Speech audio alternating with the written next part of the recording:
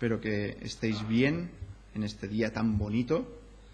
A veces cuando oímos de personas que están pasando frío en Perú, dices, madre mía, ojalá pudiéramos pasar nosotros un poco de frío también, con la calor que está pasando, ¿verdad? Pero bueno, ahora mismo a nosotros nos toca pasar calor, y es lo que el Señor ha querido, así que nos gozaremos, por difícil que sea, con todo el sudor bajando por la cabeza, pero estamos en ello. Tengo una, no es una historieta, pero es una pregunta, ¿vale? Se ve que un hombre, un coche, y lo dejó completamente con la llave puesta, no cerrado, las ventanas subidas, y se fue al supermercado.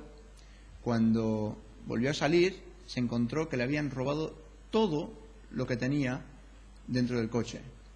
¿Cómo es posible eso? No le habían roto ningún cristal. De hecho, no habían abierto ni una puerta. ¿Cómo? No habían tocado los cristales. Aquellos alambres no le han abierto ninguna puerta. Era un descapotable.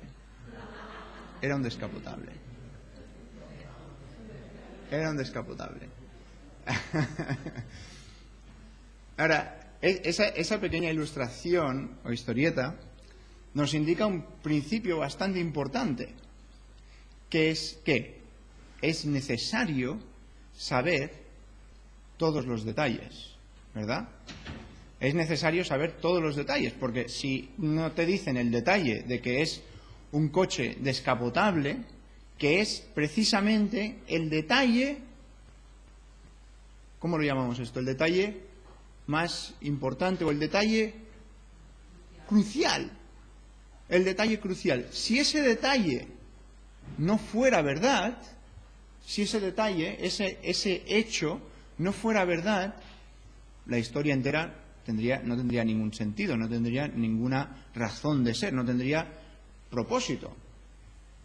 Como os digo, es una historieta, es de un juego que tenía hace mucho tiempo, que eran todo preguntas de este tipo, ¿no? Y tenías que intentar, lógicamente, a ver si averiguabas el qué.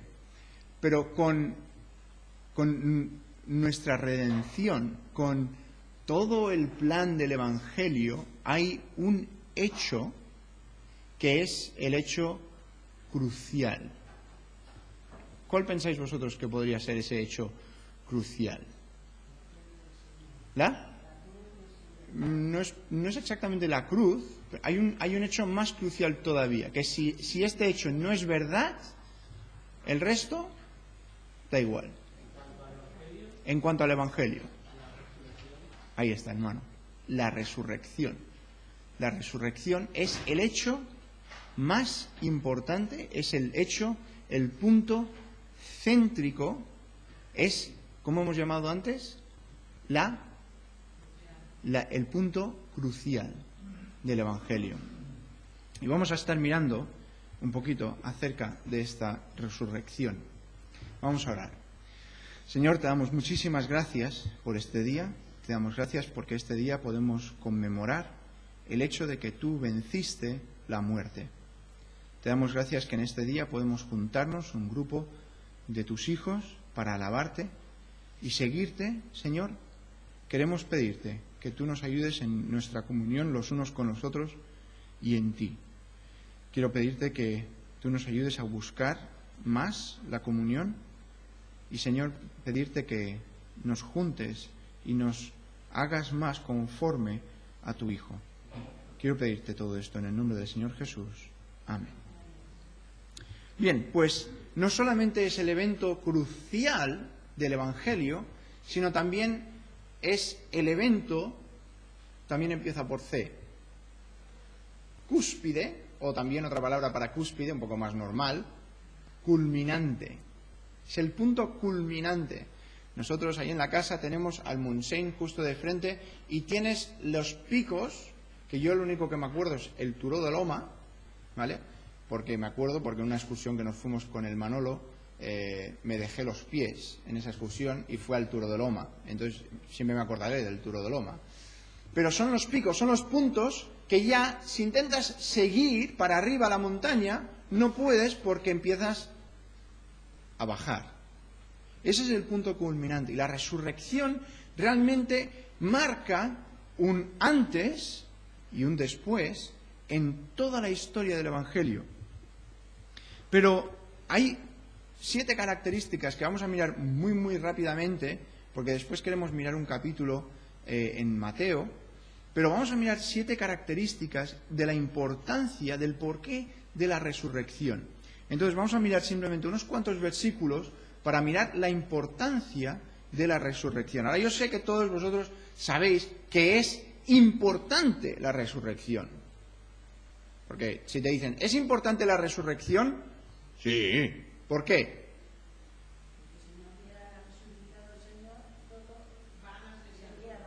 Ahí está, Paquita. Vana sería nuestra fe, ¿vale? Todo lo que creemos no sería nada. Pero hay otras cosas que también vamos a mirar muy rápidamente, como he dicho. Mira en Juan 10. Evangelio de Juan. Juan 10.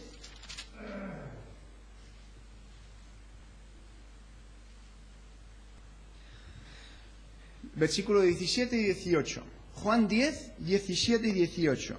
Y este es el Señor Jesucristo hablando. Dice, por eso me ama el Padre, porque yo pongo mi vida para volverla a tomar.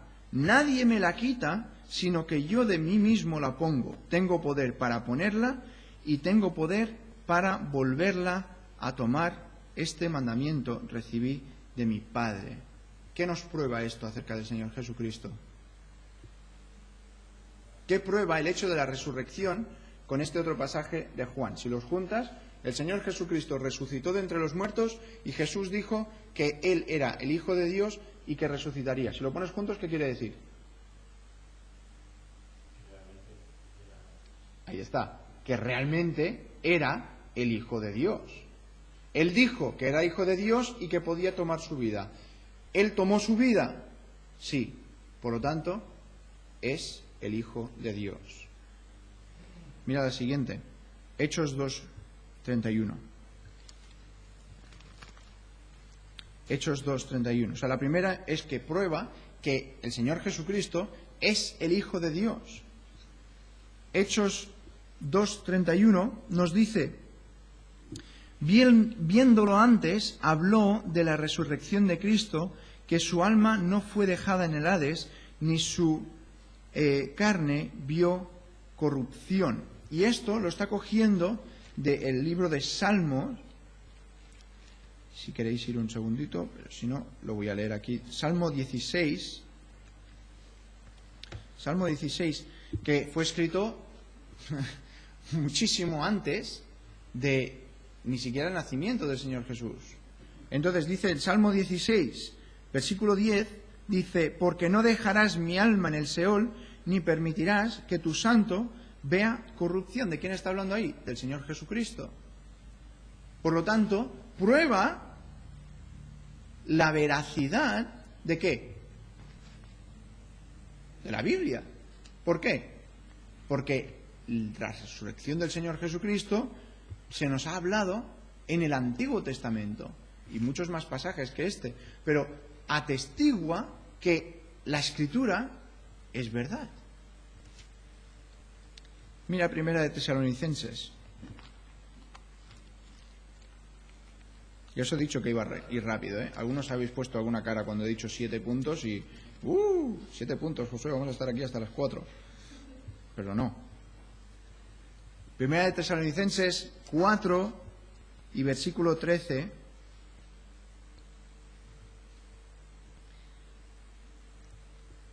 Y 14. Tampoco queremos, hermanos, que ignoréis acerca de los que duermen, para que no os entristezcáis como los otros que no tienen esperanza, porque si creemos que Jesús murió y resucitó, así también traerá Dios con Jesús a los que durmieron en él.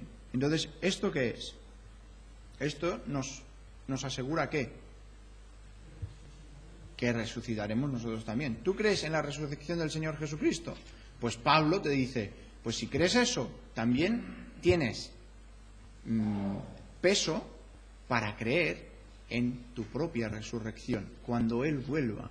Dice, no os entristezcáis como los otros que no tienen esperanza. Es una esperanza de vida nueva. Estamos mirando simplemente cosas que nos proporcionan el hecho de que la resurrección es una verdad establecida. Pero también en Hechos 17, libro de Hechos 17 y 2 versículos, el 30 y el 31. Y esto es Pablo hablando a los atenienses y les dice, pero Dios, habiendo pasado por alto los tiempos de esta ignorancia, ahora manda a todos los hombres en todo lugar que se arrepienta, por cuanto ha establecido un día en el cual juzgará al mundo con justicia por aquel varón a quien designó, dando fe a todos con haberle levantado de los muertos. Le levantó de los muertos, y este levantar de los muertos es una prueba de algo. Es una prueba de que en el futuro va a haber un juicio. El hecho de que Jesús resucitara prueba que hay un juicio para todo hombre. Es una prueba de un juicio futuro. Primera de Corintios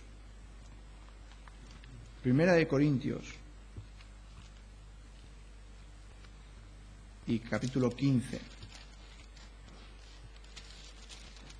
Primera de Corintios 15.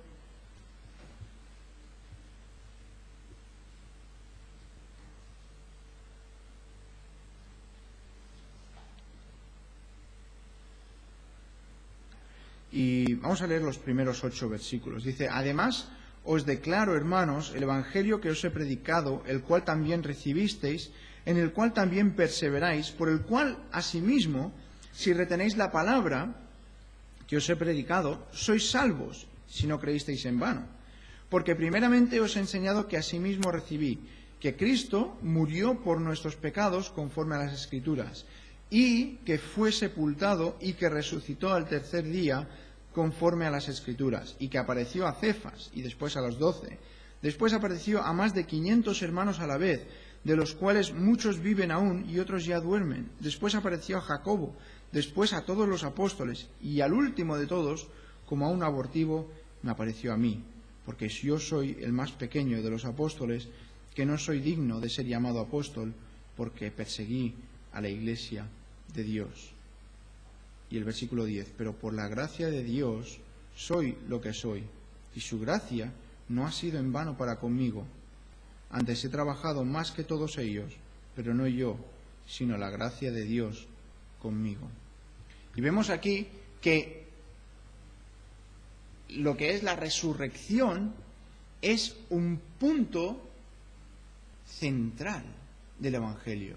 No podemos negar este hecho. Si negamos la resurrección de Dios, negamos el Evangelio, negamos el hecho de que podamos ser salvos. En Primera de Pedro 1:3,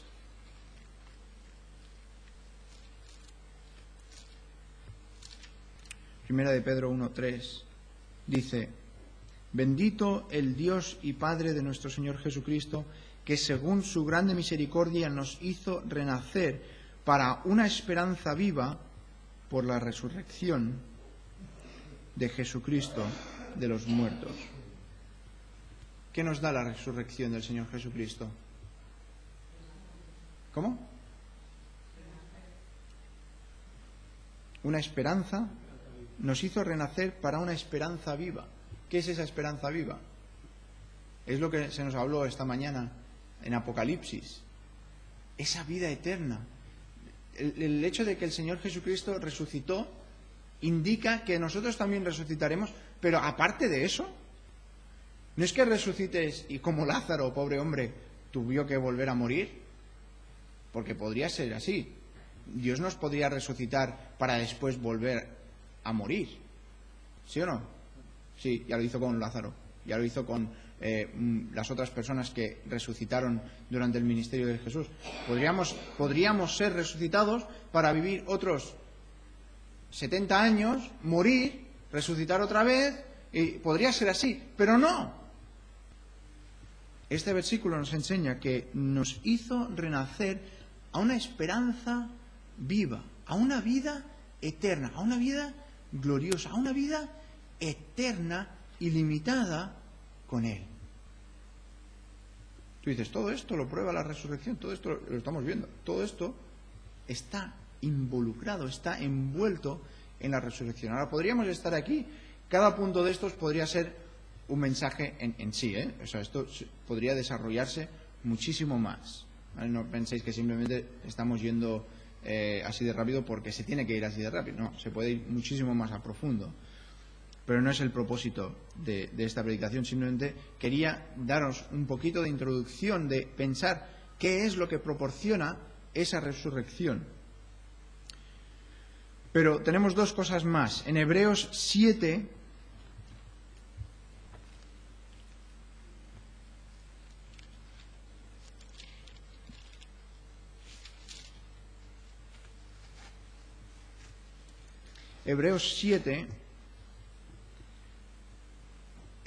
cuando el Señor Jesucristo murió y resucitó entre los muertos y después ascendió, Él ahora mismo está haciendo una función. ¿Cuál es ese oficio? ¿Cuál es esa función que está haciendo el Señor Jesucristo ahora? Está intercediendo por nosotros, que se llama, ¿qué función es? ¿Qué trabajo es? De sacerdote. Está haciendo el sacerdocio, intercediendo por nosotros en el cielo. Y estos versículos prueban que la resurrección es lo que proporcionó el sacerdocio al Señor Jesucristo, que está haciendo ahora mismo. Mira, el versículo 23 del capítulo 7 de Hebreos. Y los otros sacerdotes llegaron a ser muchos debidos a que por muerte no podían continuar. Mas este, Señor Jesucristo, por cuanto permanece para siempre, tiene un sacerdocio inmutable, por lo cual puede también salvar perpetuamente a los que por él se acercan a Dios, viviendo siempre para interceder por ellos, porque tal sumo sacerdote nos convenía, santo, inocente, sin mancha, apartado de los pecadores y hecho más sublime que los cielos, que no tiene necesidad cada día, como aquellos sumos sacerdotes, de ofrecer primero sacrificios por sus propios pecados y luego por los del pueblo, porque esto lo hizo una vez para siempre, ofreciéndose a sí mismo, porque la ley constituye sumos sacerdotes a débiles hombres, pero la palabra del juramento, posterior a la ley, al Hijo, hecho perfecto para siempre. La resurrección, el hecho de que el Señor Jesucristo, a través de su infinita vida, a través de su inmortalidad, pudiera continuamente estar allí, siendo un sacerdote por ti y por mí. Pero llegamos finalmente al libro de Gálatas.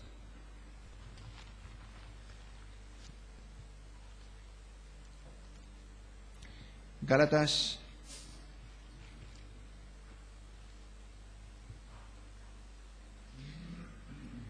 tenemos un par de versículos aquí en Gálatas y después en Efesios vamos a mirar un par. Dice, con Cristo, Gálatas 2:20, con Cristo estoy juntamente crucificado y ya no vivo yo, mas vive Cristo en mí, y lo que ahora vivo en la carne, lo vivo en la fe del Hijo de Dios, el cual me amó y se entregó a sí mismo por mí.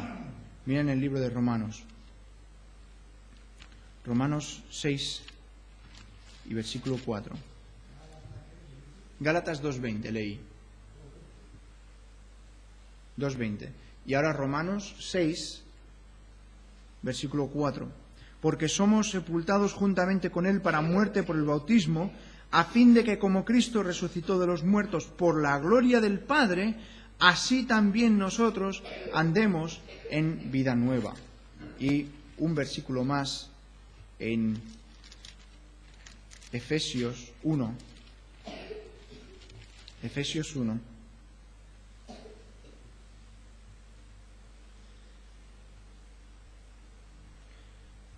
versículos del 18 al 20.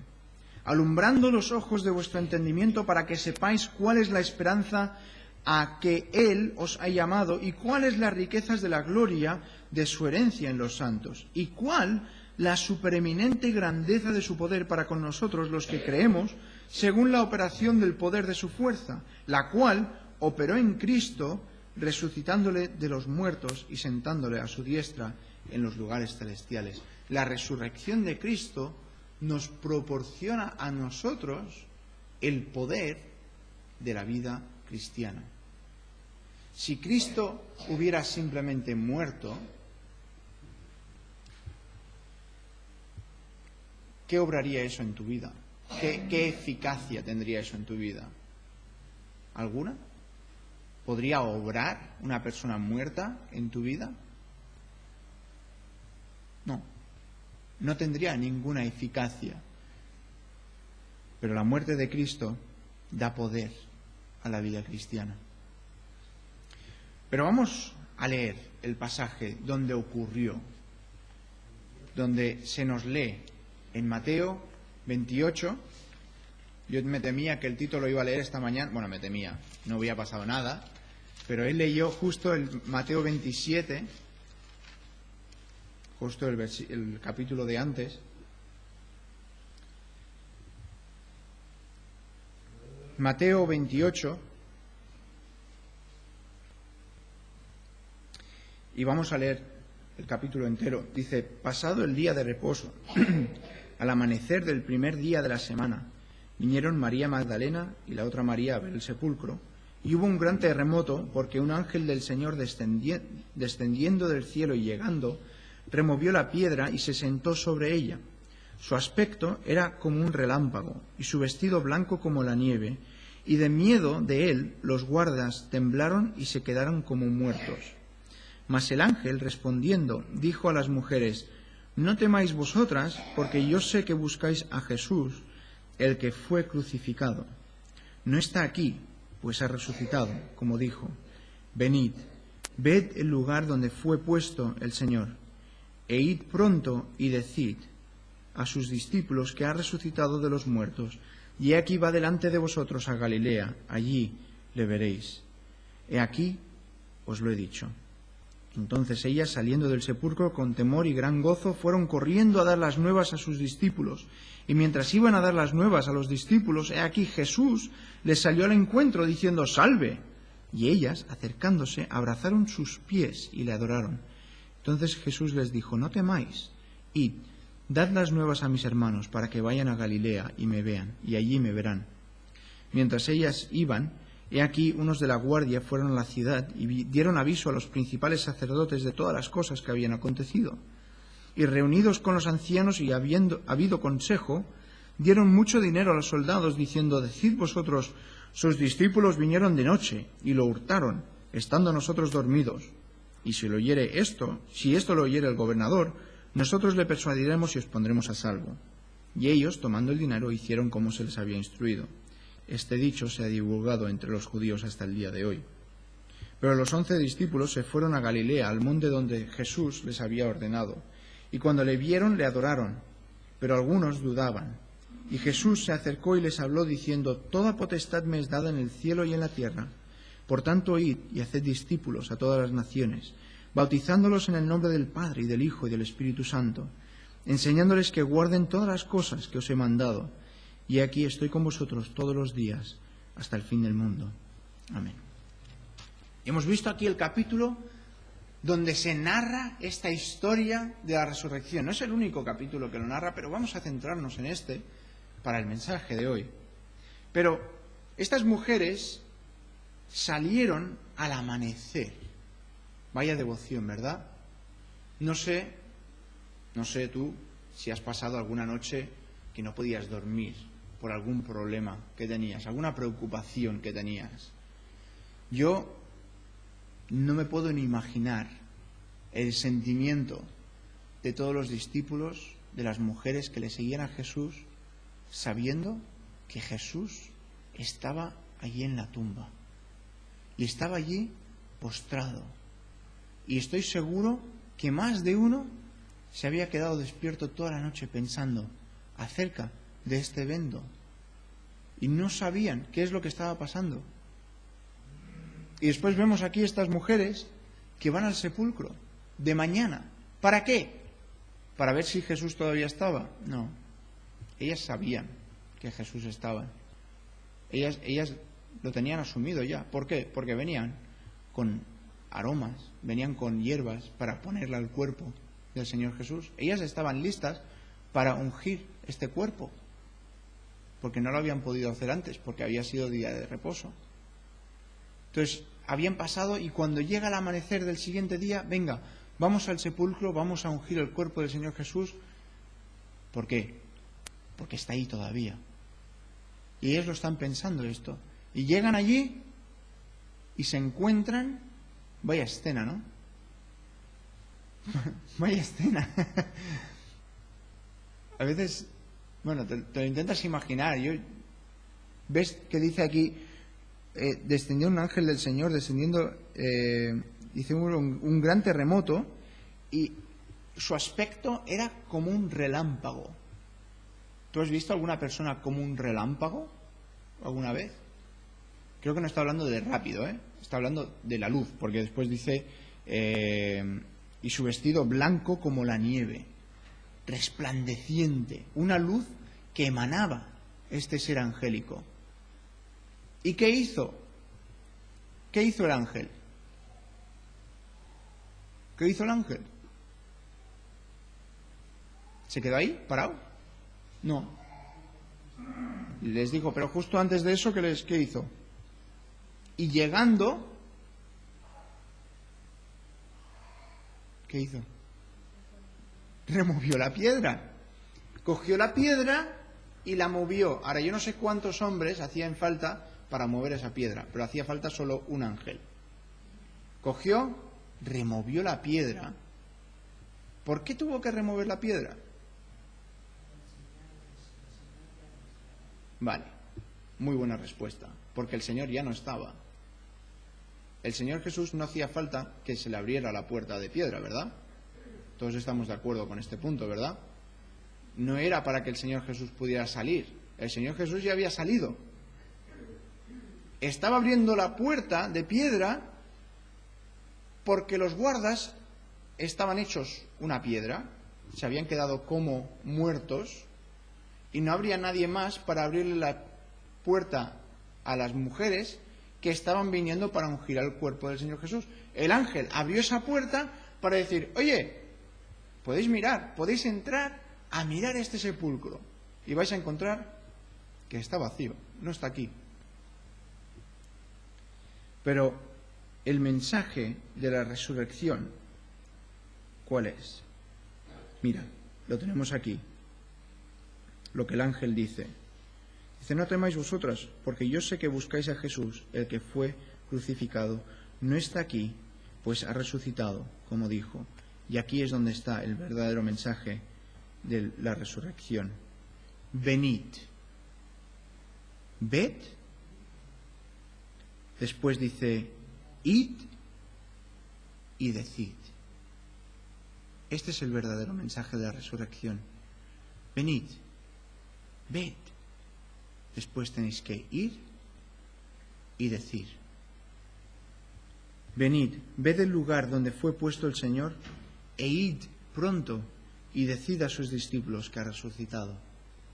Este es el mensaje de la resurrección.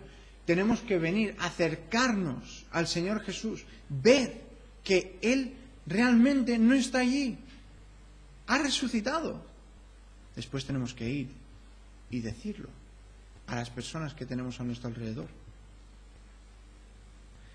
Ahora, esto prueba que realmente no robaron el cuerpo de Jesús, sino que Él salió. ¿Os acordáis? En otro pasaje nos habla acerca de los lienzos, ¿no? Que estaban allí, todavía estaban allí. Ahora, yo te pregunto, si hubieran robado el cuerpo de Jesús, si tú fueras a robar un cuerpo, ¿lo desenvuelves primero para robarlo? No es lógico, ¿verdad? O sea, lo pensamos y dices, no, es que no. Un ladrón que entra a una casa no tiene cuidado, ¿verdad? Está ahí abriendo los cajones. A ver, aquí no hay nada. Voy a abrir aquí, a ver la ropa. ¡Ay! Se me ha desdoblado una camiseta. Voy a volver a doblarla para ponerla bien, para asegurarme de que cuando vuelvan se lo encuentren todo en orden, menos las joyas que han desaparecido. ¿Verdad? Hablando de joyas. en un chino, que fui, ahora estoy yendo a muchos chinos para buscar herramientas y cosas de estas para la casa, y estaba en una hilera donde hay cajas fuertes, y de repente me encuentro que habían cajas de cereales. Digo, alguien se ha confundido y ha puesto cajas de cereales con las cajas fuertes, y me acerco más y no eran cajas de cereales, ¿qué eran? Cajas fuertes dentro, imitando las cajas de cereales, y estaba todo en alemán, estaba como si lo compraras en el Lidl, o sea, no en el Aldi, pues una de estas, y parecía, o sea, yo es que estaba asegurado de que alguien se había equivocado, pero un ladrón no tiene cuidado, por eso la gente compra estas cosas, para ponerlo con los restos de los cereales, y ya te olvidas, porque un ladrón no tiene cuidado, no va mirando con cuidado, y cuando robaron el cuerpo de Jesús, vamos a dejar las cositas puestas aquí, para que no se den cuenta y piensen que ha resucitado. He dicho cuando robaron el cuerpo de Jesús. No robaron el cuerpo de Jesús. ¿Por qué? Porque los lienzos estaban allí. Estaban completamente perfectos. Si hubieran robado el cuerpo, los discípulos, yo no sé, ¿vale? Yo no sé, porque yo no estaba allí, ni puedo decirlo, pero mi suposición sería, si a ti te amenazan con matarte y tú sabes que no es verdad, ¿qué es lo primero que haces? Si te van a matar por algo que tú sabes que no es verdad, ¿qué es lo primero que haces? ¿Cómo? ¿Defenderte? ¿Cómo? Diciendo la verdad. No resucitó, lo robamos. ¿Verdad? Sin embargo, ¿cuántos relatos de apóstoles o discípulos que dijeran algo así tenemos? Ni uno. ¿Por qué? Porque todos sabían que era verdad. Pero ¿y si se lo llevaron los soldados? ¿Por qué? Para decir que, ¿sabes la historia que han contado aquí? Para decir que los discípulos lo habían robado, pero entonces no tendría lógica todo lo que sucedió después. Es que verdaderamente resucitó, verdaderamente salió de la tumba. Pero vemos aquí en el versículo 11, del 11 al 15, vemos que esta resurrección les puso a prueba a los principales sacerdotes, con sus artimañas. A ver, ¿qué podemos hacer ahora? Bueno, el dinero siempre es una buena solución. Vamos a pagarles para que se queden callados. Vamos a decirles que digan que ellos estaban dormidos. Y cuando ellos estaban dormidos, vinieron los discípulos. Ahora, perdona, es una pregunta, Si estás dormido, ¿cómo sabes que eran los discípulos? ¿No? ¿Sí o no? Si estabais todos dormidos, ¿cómo sabéis que eran los discípulos que robaron el cuerpo de Jesús? No sé cómo lo... Quizás uno estaba despierto y no quiso despertar al resto, no sé. Pero le dice aquí, si el gobernador se enfada porque estabais dormidos, no os preocupéis, nosotros os pondremos a salvo y no pasará nada. ¿De acuerdo? Ellos, tomando el dinero, hicieron como se les había instruido y ese dicho se ha divulgado. Ahora, ¿por qué? ¿Por qué ahora tenemos que meter una mentira por aquí en medio? Porque ¿quién está obrando por detrás? ¿Quién está obrando por detrás de todo esto? Satanás. Satanás es el padre de la mentira y él no puede obrar sin que haya mentira por en medio. Dinero y mentira. Aquí tenéis dinero para decir una mentira. Y si alguien se os mete con vosotros, diremos otra mentira para para cubrir todo eso. Qué bien funciona la mentira, ¿eh? Funciona muy bien. Si te pillan diciendo una mentira, dices otra mentira para cubrir esa mentira. Y después dices otra para cubrir esa otra mentira. Y al final tienes que tener una libreta con todo lo que has dicho para estar seguro de que no te vas a... Vaya lío. Satanás está intentando orquestar esto pensando que todavía puede ganar. Pero esta resurrección de Cristo es un hecho histórico aceptado. Que ya está el mentiroso intentando manipular aquí lo que ya se sabe como verdadero. Pero la persona de Cristo exigía que se levantara de los muertos para que hubiera una resurrección. Cristo prometió que Él resucitaría de entre los muertos, ¿verdad? Ya lo hemos visto en Juan, que Él dijo, yo doy mi vida y la vuelvo a tomar. Doy mi vida y la vuelvo a coger. Y después aquí nos habla acerca de solamente los 11, pero hemos visto en el libro de Hechos, Pablo hablando acerca de todo el mundo que vio al Señor Jesús después de que Él resucitara. Ahora hay muchas personas que dicen que los apóstoles estaban con algún estupefante, ¿vale? Estaban drogados, estaban con alguna alucinación, y como su deseo interno era ver a Dios, pues como estaban alucinando, vieron a Dios. Ahora, yo no sé, pero una droga para 500 personas a la vez, que todo el mundo lo vea,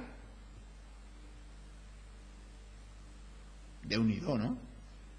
Un poco increíble de creer, si quieres hablar de increíbles.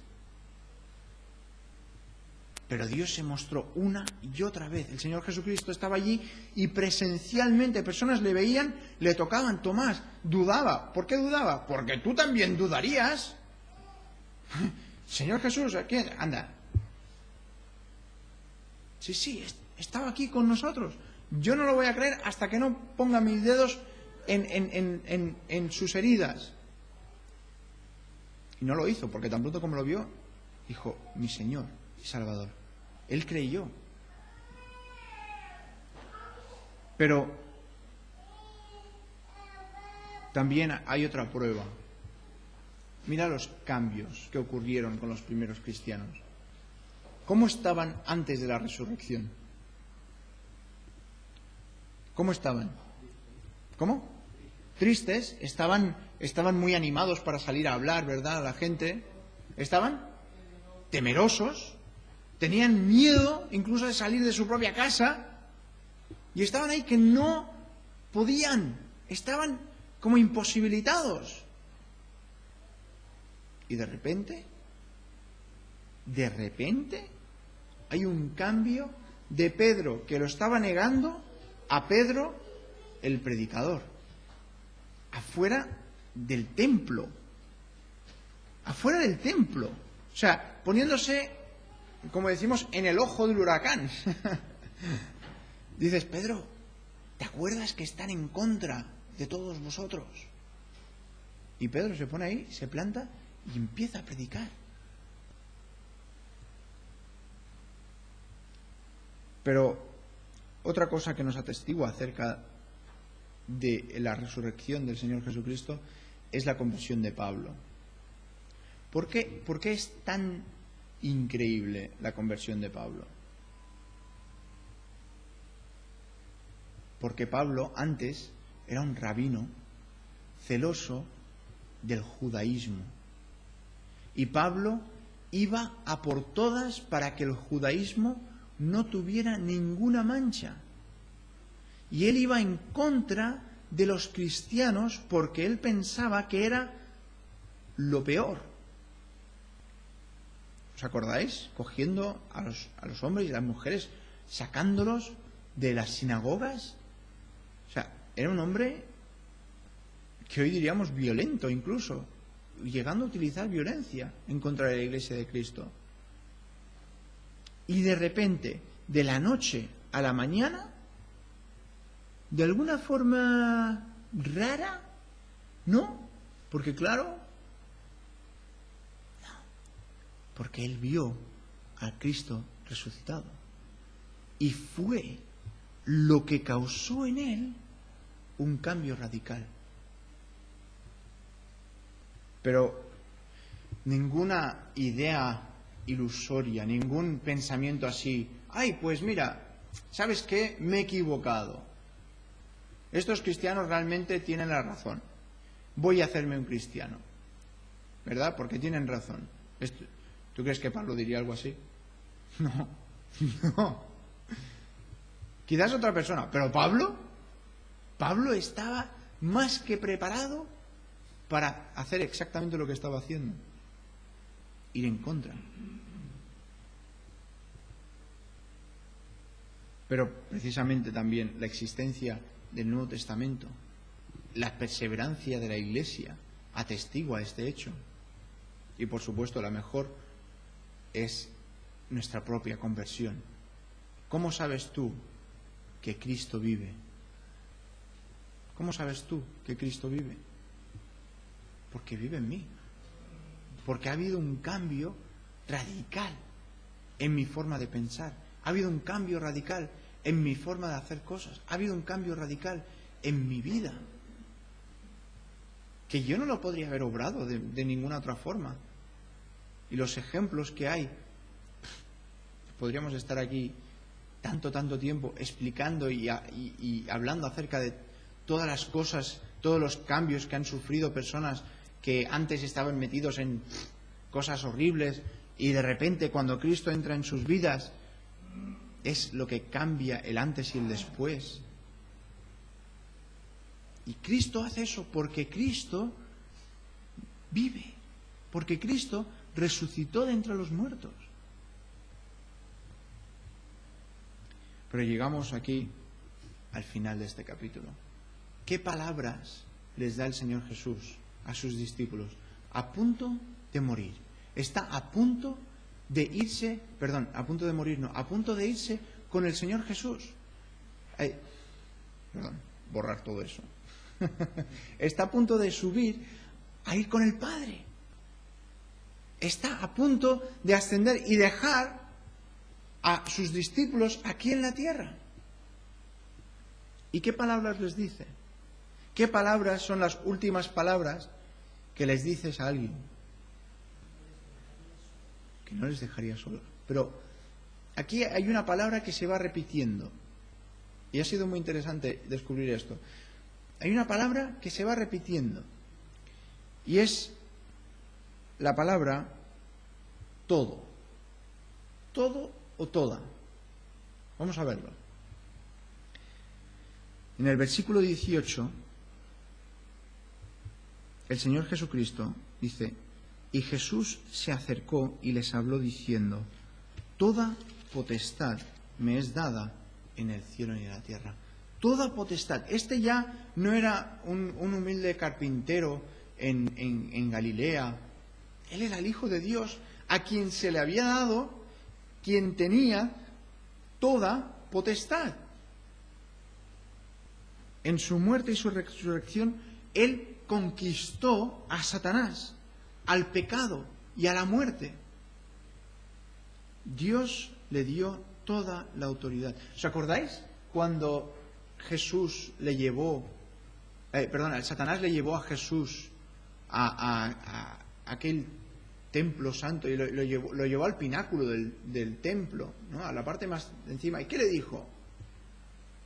¿Qué le dijo? Todo esto te daré si postrado me adorares. Te voy a dar potestad si me adoras. Y Jesús le dijo: no, yo soy el Hijo de Dios. Yo tengo ya esta potestad, pero no la tenía hasta que resucitó, porque ya había conquistado a Satanás. Y ahora dice: toda potestad me es dada. Dios Padre me la ha dado. He conquistado a Satanás y tengo esta potestad ahora.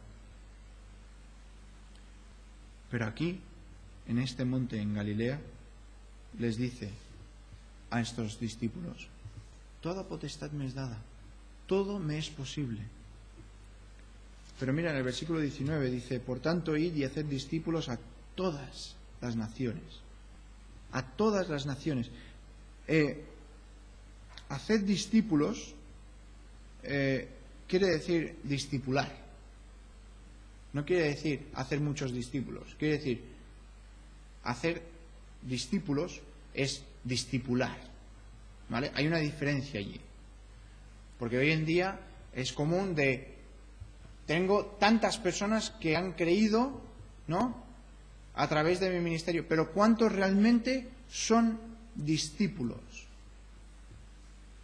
Este hacer discípulos no es en cadena, es coger y edificar para que esas personas tengan una base y un fundamento en Dios.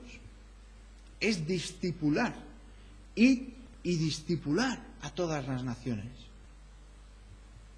Esta es una comisión a llevar el Evangelio a todas las naciones.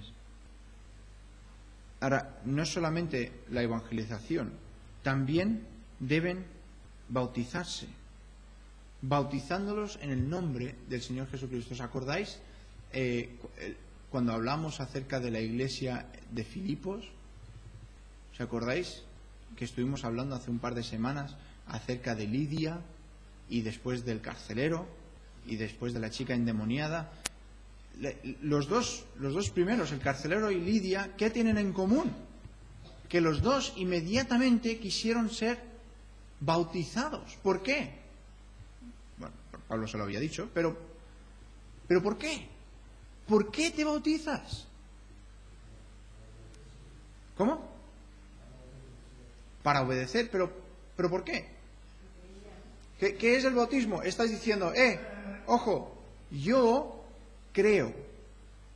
Es una expresión exterior de lo que hay en el interior. Estás diciendo, yo me bautizo porque quiero formar parte de esta comunión.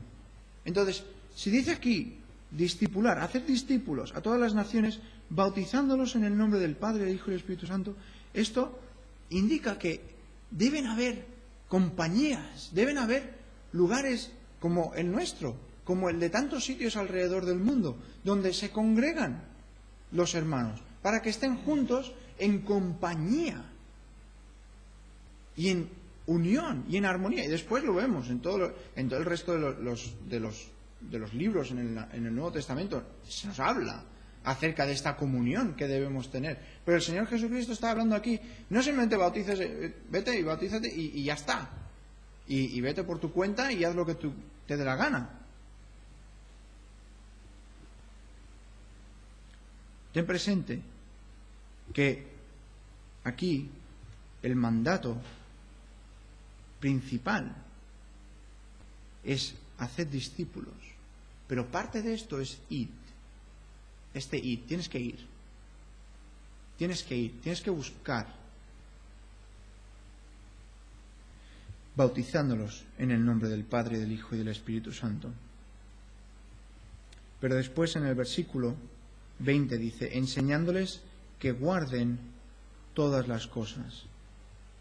Un discípulo es un aprendiz, es alguien que está aprendiendo a hacer algo o a pensar algo.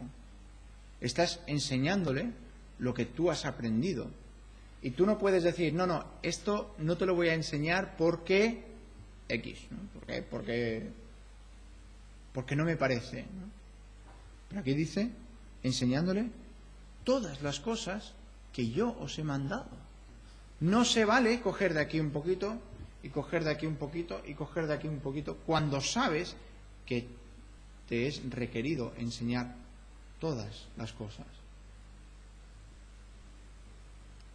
Toda la palabra de Dios es útil.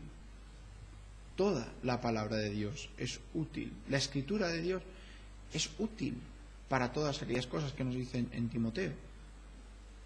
Pero La Iglesia que no enseña a las personas todo el consejo de Dios no está obedeciendo este mandato de Dios. Si empezamos a coger, y como en un buffet libre, ¿no? Un poquito de aquí, un poquito de allí, un poquito de aquí, y aquí tienes tu plato preparado. Entonces dices, bueno, es que si cojo de todo, me voy a pegar un empache, ¿no? Se dice empache, ¿no? Cuando comes demasiado. Pero es que no te está diciendo que lo tienes que comer todo de golpe. Pero tienes que hacer todo. Tienes que enseñar todo. Pero después también en el versículo 20 nos da una tremenda seguridad. Y aquí yo estoy con vosotros todos los días hasta el fin del mundo. Yo estoy con vosotros todos los días. A principio de Mateo se le llama Emmanuel, que es Dios con nosotros. Emmanuel, Dios con nosotros. Y aquí Jesús está repitiendo otra vez, al final de Mateo está diciendo, yo estaré con vosotros. Él está con nosotros y por medio de su Espíritu, de su palabra, podemos también tener comunión con Él. Mateo termina su Evangelio con una responsabilidad por parte del cristiano. Una responsabilidad que dejó el Señor Jesucristo. Que nosotros, sí, creemos la resurrección, sí, hemos visto la importancia de la resurrección. Pero ahora, ¿cuál es el resultado de esa resurrección? Y es el hecho de que tú y que yo, cada uno de nosotros, tenemos la responsabilidad de ir, de discipular, de bautizar en el nombre del Padre, del Hijo, del Espíritu Santo, sabiendo de que tenemos que enseñar toda la doctrina de Dios y reconociendo de que Dios está con nosotros todos los días de nuestra vida. Este es el Evangelio. Este es el Evangelio del cual la resurrección es el punto central. Señor, te damos gracias porque tú abres tu palabra para nosotros y nos enseñas. Quiero pedirte que ahora tú nos ayudes a poder seguirte de una forma viva, de una forma correcta, Señor, y que te agrades en nuestras vidas. En el nombre del Señor Jesús. Amén.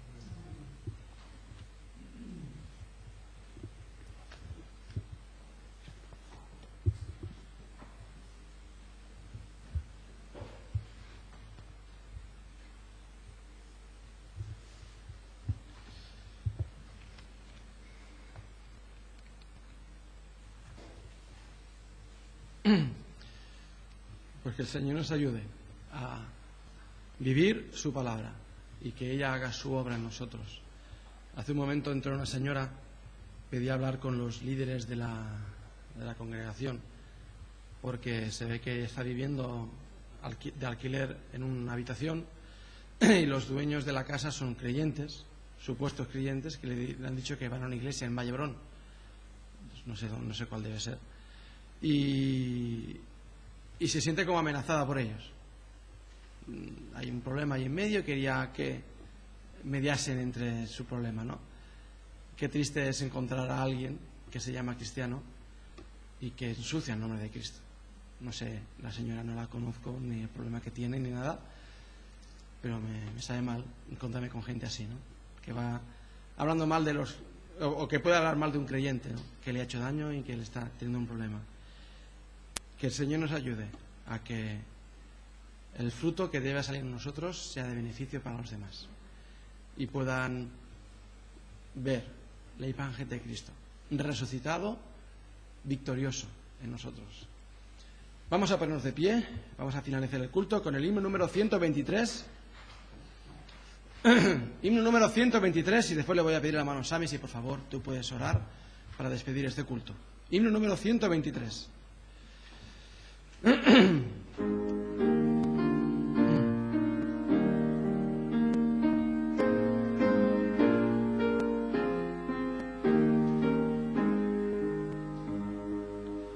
Mataron. Vamos a empezar otra vez.